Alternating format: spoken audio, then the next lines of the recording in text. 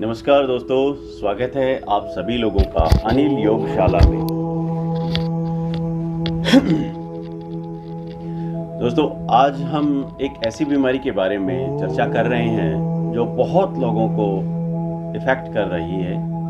जी हाँ, उसका नाम है अल्सरेटिव कोलाइटिस। जी हाँ, बहुत बार कई लोगों की कॉल्स वगैरह आई कि गुरुजी आप अल्सरेटिव कोलाइटिस की जो प्रॉब्लम है उसके बारे में भी वीडियो बना करके आप अपलोड कीजिए ताकि हम लोग उसका फ़ायदा उठा पाएँ।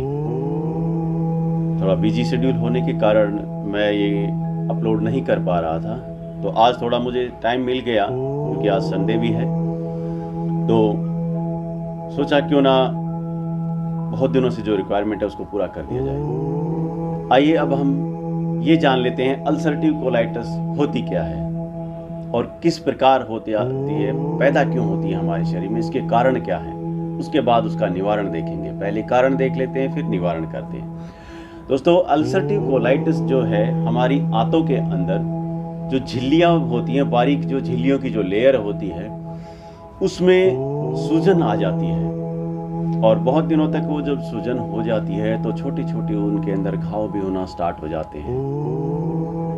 और उसका पता कैसे चलता है हमें, जब हम फ्रेश होने के लिए जाते हैं तो हल्का हल्का ब्लड आने लगता है या फिर आपके आव आने लगती है लेट्रिन के थ्रू, यानी लसलसा पदार्थ, एक स्लाइवा के जैसा, थूक के जैसा जो पदार्थ है जिसमें लार जैसा पदार्थ है वो बाहर निकलने लगता है लेट्रिन के थ्रू। बार बार हमें सोच जाना पड़ता है, यानी फ्रेश होने जाना पड़ता है। जो भी हम खाना खाते हैं वो हमारे शरीर को लगता नहीं है, कमजोरी ज़्यादा आती है, वीकनेस होती है, लूज मोशन भी रहते हैं। इस प्रकार की समस्याएं लोगों में देखी गई है, तो उसे हम योग और आयुर्वेद के द्वारा क्योर कर सकते हैं। अगर आप एलोपैथिक या किसी और डॉक्टर्स वगैरह के पास जैसे जाते हैं तो अल्सरेटिव कोलाइटिस का 100% सोल्यूशन उसमें नहीं होता। और जो दवाइयाँ लेते हैं, एंटीबायोटिक दवाइयाँ दी जाती हैं, उनसे साइड इफ़ेक्ट बहुत होते हैं, गर्मी भी बढ़ जाती है, पैसा भी बहुत लगता है।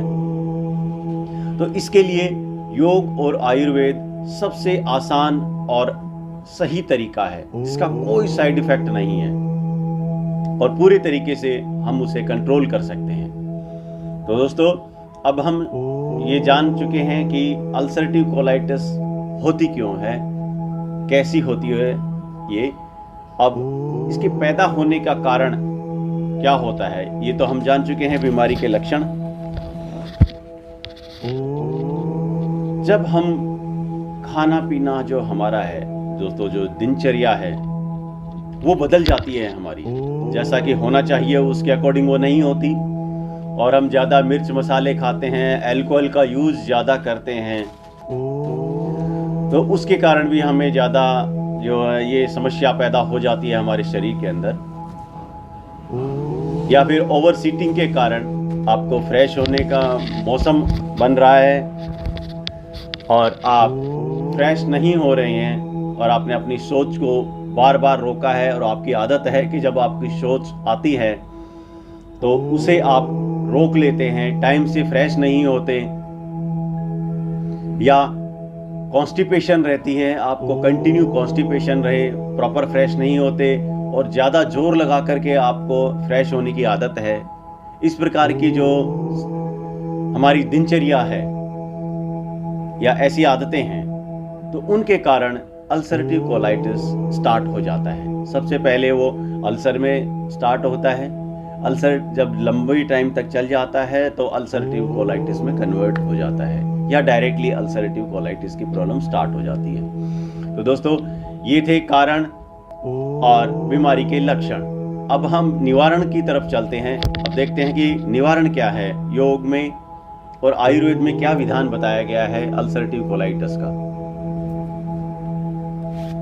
सबसे पहले आप आरामदायक स्थिति में इस प्रकार से लेटें, ऐसे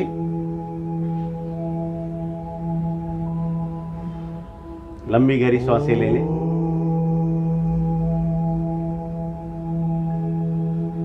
आप दोनों पैरों को मिलाएं,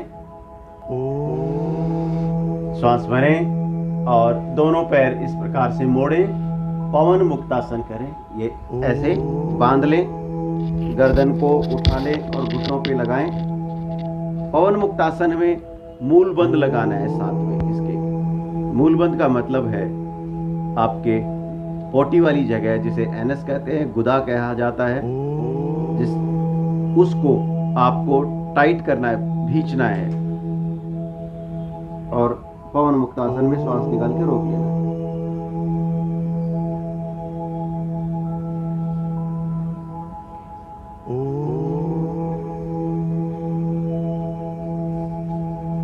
फिर श्वास लेते हुए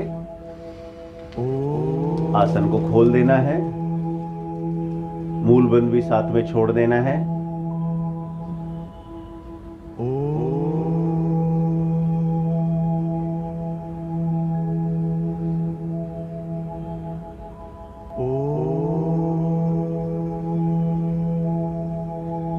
इस प्रकार इस आसन को मूलबंद के साथ में आप 5 बार तक करें।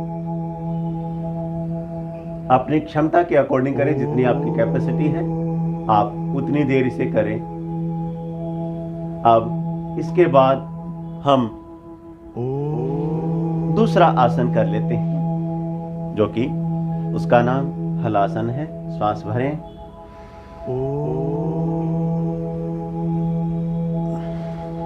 इस प्रकार से आप करें,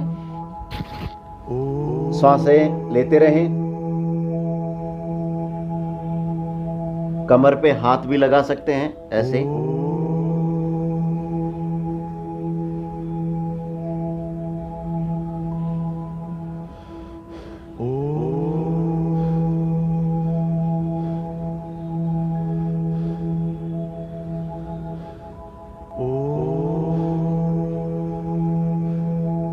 इस आसन में आप 5 श्वासें लें, तब तक रुके रहें और धीरे धीरे वापस आ जाएं। श्वास छोड़ते हुए नीचे ले आएं पैरों को, इस प्रकार।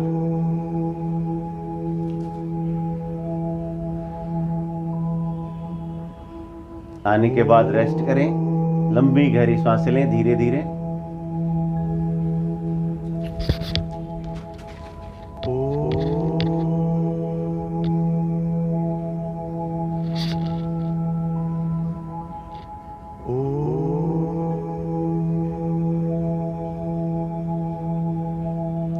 इस आसन के करने के बाद आपको एक पैर को इस प्रकार से मोड़ लेना है। मोड़ने के बाद आपको घुटने को पकड़ना है ऐसे, और इस तरीके से पवन मुक्तासन भी करना है ऐसे। आप इसमें श्वास ले सकते हैं इस क्रिया के द्वारा। फिर इसे बंद कर दें, यानी वापस कर दें। दूसरा पैर लगाएं, इसे यहां पर रखें और फिर से इसे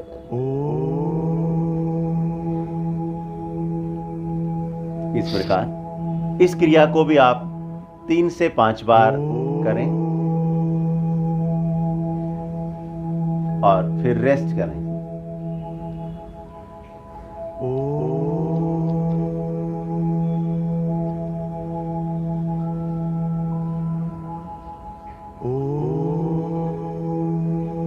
अब घूम करके आराम से बैठ जाएं, करवट लेकर।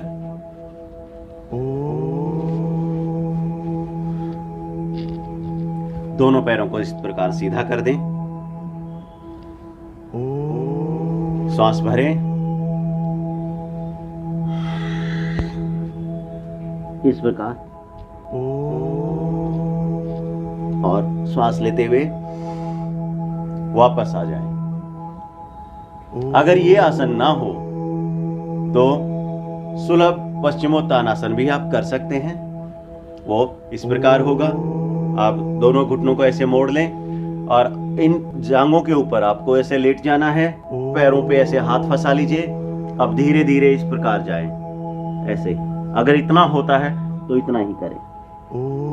श्वासें लेते रहें, श्वास रोकनी नहीं है, बिल्कुल आराम से करें। जब आपको लगे कि वापस आना चाहिए,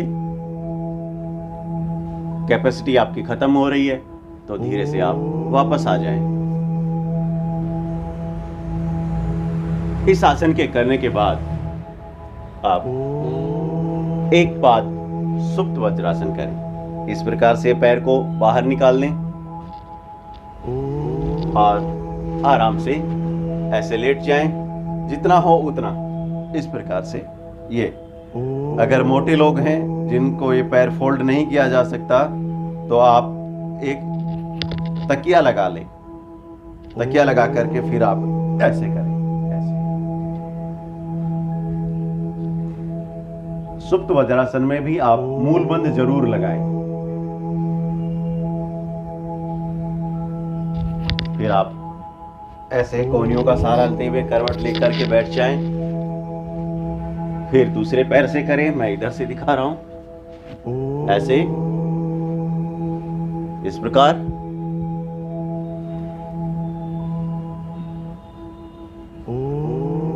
सांसें लेते रहें, मूल बंद लगा के रखें, यानी कि अपनी गुदा को, पोटी वाली जगह को आपको ऐसे टाइट करके ऊपर की तरफ खींचना है।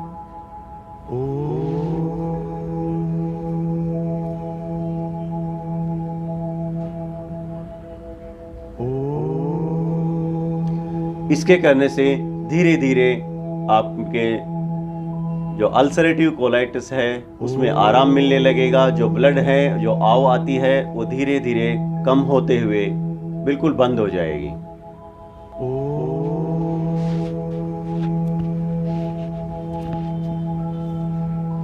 अब इसके बाद हम एक क्रिया के बारे में बता देते हैं, कुंजल क्रिया। जी हाँ,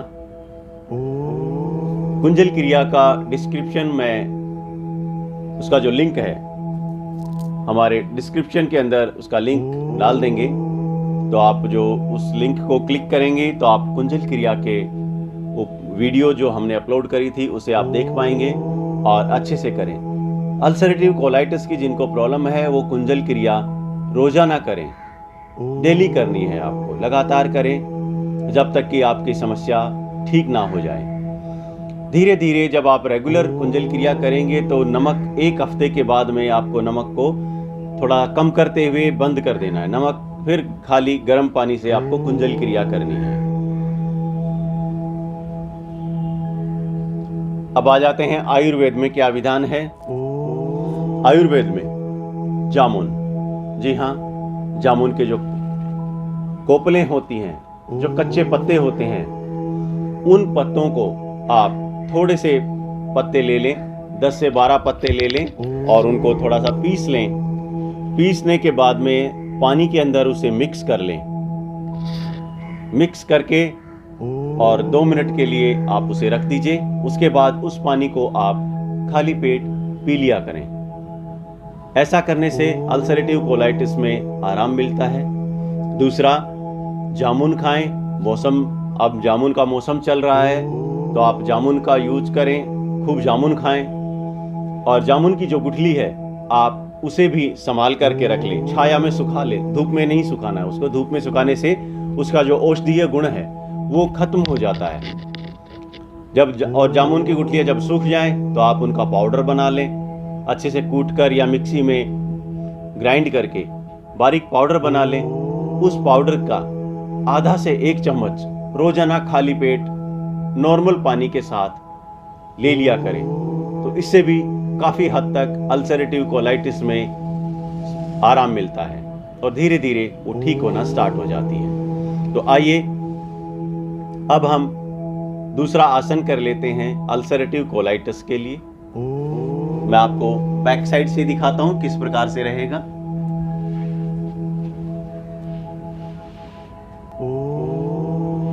ऐसे, जैसे मैंने अभी ये बैक साइड से आपको दिखाया है, इस प्रकार से रहेगा। ये जो पैर है ऐसे हिप्स के साइड में, बैठना नहीं है इस पैर के ऊपर। अब आगे से मैं आपको दिखा देता हूं।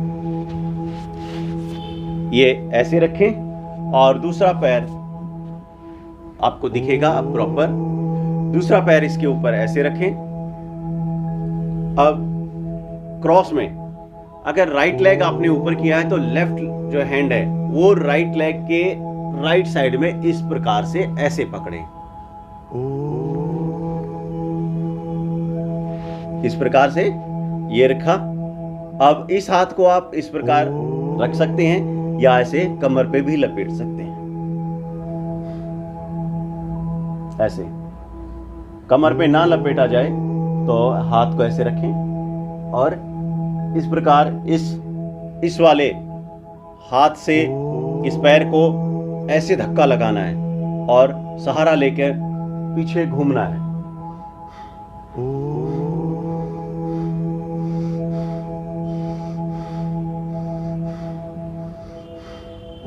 पांच लंबी सांसें लें, तब तक एक पोस्चर में आप रुके रहें। उसके बाद इसे बदल दें, दूसरी तरफ से भी आप करें ऐसे।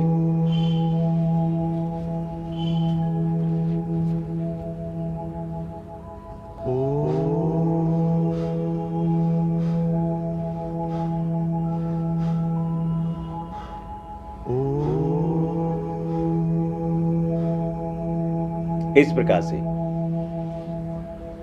इसे करने से भी आपके अल्सरेटिव कोलाइटिस में आराम मिलता है। रोजाना आप इसे करें।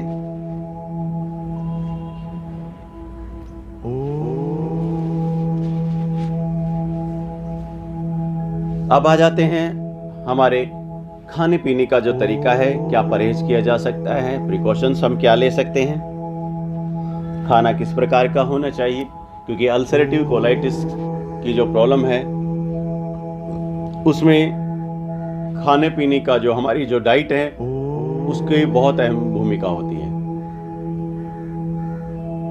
सबसे पहले आप सुबह जब उठते हैं तो उषापान करें। उषापान के लिए मैंने पिछली वीडियोस में बताया है, आप पिछली वीडियोस देख सकते हैं उषापान की। उषापान का थोड़ा सा मैं आपको बता देता हूं। जब हम सुबह उठते हैं, सुबह उठते ही हमें नॉर्मल टेम्परेचर का जो पानी होता है, एक गिलास पानी लेना है, उसे एक घूंट पीना है, एक घूंट लेकर के और मुंह में कुल्ला करना है। इस प्रकार से कुल्ला करके उसे बाहर नहीं फेंकना है, उसे पी जाना है। इसी तरह से आपको बार बार कुल्ला करते हुए पानी को पीना है।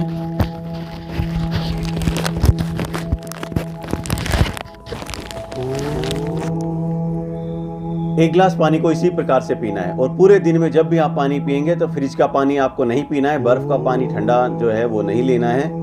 आपको नॉर्मल टेम्परेचर वाला जो पानी है वही पीना है, मटके का हो या आपके नॉर्मल कहीं रखा हो बर्तन में, उसे ही आप रोजाना यूज करें जब तक आप ठीक ना हो जाएं।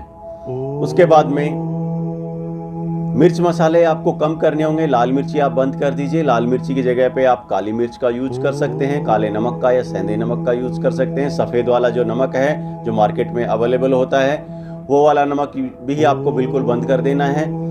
सेंधा नमक आप उसको यूज करें या काला नमक उसकी जगह पर यूज कर लीजिए, क्योंकि इनकी जो प्रॉपर्टी होती है बहुत अच्छी होती है। ये औषधीय गुण होते हैं इनके अंदर, खाना जो है बहुत अच्छे से हजम कर देते हैं और किसी प्रकार का कोई साइड इफेक्ट भी नहीं होता। दूसरा, अब खाने में खाएंगे क्या? छाछ कल्प का यूज करें। जी हाँ, छाछ कल्प का मतलब है कि पतली जो छाछ होती है, लस्सी, गाढ़ी लस्सी नहीं है, बिल्कुल पतली लस्सी, उसके अंदर आप नमक डाल लें, सेंधा नमक डाल के आप यूज करें या फिर मिश्री का यूज करें या गुड़ डाल लें। चीनी बिल्कुल बंद कर दीजिए, चीनी हानिकारक है। तो मीठे अगर आपको पसंद है तो आप गुड़ का या फिर शीरा मिश्री जो होती है धागे वाली, आप उसका यूज कर सकते हैं छाछ के अंदर। दूध आपको बिल्कुल बंद कर देना है। बाकी जो व्हाइट लिक्विड होगा आपको सिर्फ वो बंद करना है। दही आपको नहीं खाना है, सिर्फ छाछ कल्प का यूज करना है। करीबन छाछ आपको 2 लीटर से 3 लीटर के आसपास पूरे दिन में छाछ आपको ले लेनी है। ऐसा आपको कम से कम 1 हफ्ते से 10 दिन तक करना है छाछ कल्प। जी हाँ, महर्षि भागवत ने छाछ कल्प का जो है बहुत अच्छा सूत्र बताया है। अपनी पुरानी जो उनकी बुक है उसके अंदर। तो दोस्तों छाछ कल्प का भी बहुत बढ़िया फ़ायदा हमें मिल जाता है, तो छाछ कल्प का आप इस पर यूज़ करें। और बाकी का जब आप सबसे ज़्यादा आपको फ्रूट्स के अंदर कोई भी आपको फ्रूट्स ले लेने हैं, ऐसे फ्रूट्स ना लें जिसमें स्टार्च की मात्रा ज़्यादा हो। जी हाँ, आप अमरूद भी खा सकते हैं, इसके अंदर स्टार्च वाले ज़्यादा फ्रूट ना खाएं। बाकी मौसम के अनुकूल जो फ्रूट पैदा होते हैं, फल पैदा होते हैं, मौसमी जो फल होते हैं, आप उसका यूज़ करें। बाकी खाने के अंदर जो है सब्जी आप जो बनाते हैं वो सूखी सब्जी बिल्कुल बंद कर दीजिए। सूखी सब्जी नहीं खानी है, तरी वाली सब्जी खानी है, रेशेदार। और शाम को भी आप जब खाना खा लेते हैं तो खाना खाने के बाद में कम से कम 2 घंटे तक आपको सोना नहीं है। खाना खाने के तुरंत बाद आप वज्रासन करें। वज्रासन करने के आधे घंटे बाद आपका खाना प्रॉपर पचने लगेगा। आधे घंटे में वज्रासन पूरी तरीके से पचा देता है खाने को। और 2 घंटे तक जग करके आप उस पर आराम से सो जाएं। सोते वक्त आप अनुलोम विलोम प्राणायाम जरूर करें। साथ में शीतली शीतकारी भी प्राणायाम करें। अभी गर्मियों में अगर सर्दियां हो जाएंगी उस समय आपको शीतली और शीतकारी प्राणायाम नहीं करना है। अश्विनी मुद्रा का उपयोग जरूर करना है। दिन के अंदर 15 से 20 बार आपको अश्विनी मुद्रा करनी है। अश्विनी मुद्रा कैसी होती है कि जब पोटी वाली जो जगह होती है, हमारे गुदा जो होती है एनस, उसे आपको इस प्रकार से खींचना है, यानी कि ऊपर की तरफ ऐसे खींचना है और छोड़ देना है, खींचना है और छोड़ना है, बार बार ऐसे करना है। एक बार में 20 बार आपको इस प्रकार करना है। तो लगभग दिन के अंदर आपको 15 से 20 बार इसी प्रकार से करना है। आपको बैठ के भी कर सकते हैं, खड़े होकर भी कर सकते हैं, चलते वक्त भी आप कर सकते हैं, जब भी आपको टाइम मिले। तो ये आपको जरूर करना है। अगर आपको कुछ सलाह हमसे चाहिए या आपको कुछ समझ में नहीं आ रहा है तो कमेंट बॉक्स में आप कमेंट करके हमसे बात कर सकते हैं या अपना नंबर छोड़ सकते हैं। आज उम्मीद है आप सभी लोगों को मेरी जो बताई हुई वीडियो है, आयुर्वेद और योग दोनों चीज़ें मैंने आपको बताई हैं। अगर आपको अच्छा लगा है तो कमेंट बॉक्स में आप प्लीज़ ज़रूर बताएं कि आपको ये किस प्रकार की जानकारी कैसी लगी है और आप क्या हमसे समाधान चाहते हैं वो ज़रूर लिखें। तब तक के लिए अगली वीडियो में हम मिलेंगे। मुझे आज्ञा दें। मैं योगा गुरु अनिल सिंह चारण आपसे विदा चाहता हूं और आप जुड़े रहिए। हमारी अनिल योगाशाला यूट्यूब चैनल जो है उसे सब्सक्राइब करें। ज़्यादा से ज़्यादा आप शेयर करें। अगर आपको अच्छा लगता है ये चैनल तो शेयर ज़रूर करें ताकि बहुत लोगों को इसका फ़ायदा मिल पाए और पूरा भारतवर्ष स्वस्थ बन पाए। तब तक के लिए नमस्कार।